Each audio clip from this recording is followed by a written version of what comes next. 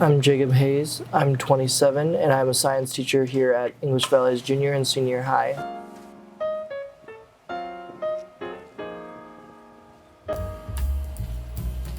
So, for me, wanting to become a teacher was mainly inspired by my grandmother. She was a teacher for the Waverly Shell Rock Community School District for 30 years, and she was in charge of the special ed department. For a student like me, I had ADHD and a lot of behavior issues when I was younger, so teachers just wrote me off as a bad kid, that I wasn't going to amount to anything, and she'd bring me over every morning to go over things before she'd go off to school. And before too long, I was at the top of my class. I really just wanted to give back that spirit of teaching, because I take that into light for every student, that no student is a bad kid and everyone deserves a fair shake. How I typically organize my school day and my classes: you have your 9 periods, and within those 9 periods you have a set schedule. For me, each one of those periods is subdivided into time frames in which they can do things, and a lot of that is set up with 1, 2, 3, 4, 5, 6, or 7. It doesn't matter the order you do it in, as long as you complete it on time. Other than that, I don't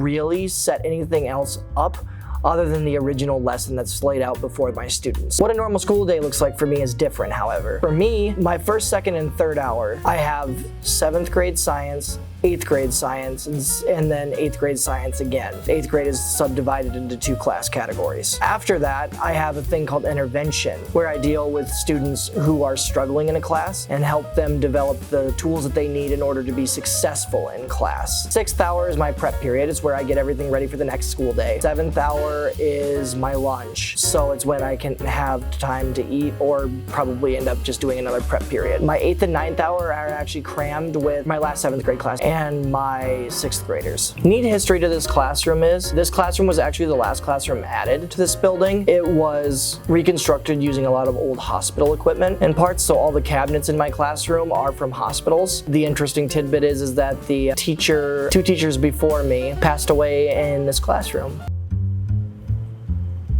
Yep. In this chair. It's a good chair though. It is. What is it that I enjoy most about teaching? The students. Hands down. If you go into teaching for any other reason other than the students and building those relationships with kids, you're in the wrong profession. You can ask anybody around, there's not a lot of money. There's not a lot of intrinsic rewards. You get a really good benefits package when you retire, but other than that, the only real joy that you can have when you go into this position is the kids. It should be your favorite part and the only reason why you're here. To build those relationships with kids, teach them what they need to be successful, and see the new generation grow. When you do that, you fulfill your dream every day, every hour, every time a student graduates from high school that you know, that you've seen, that you've taught.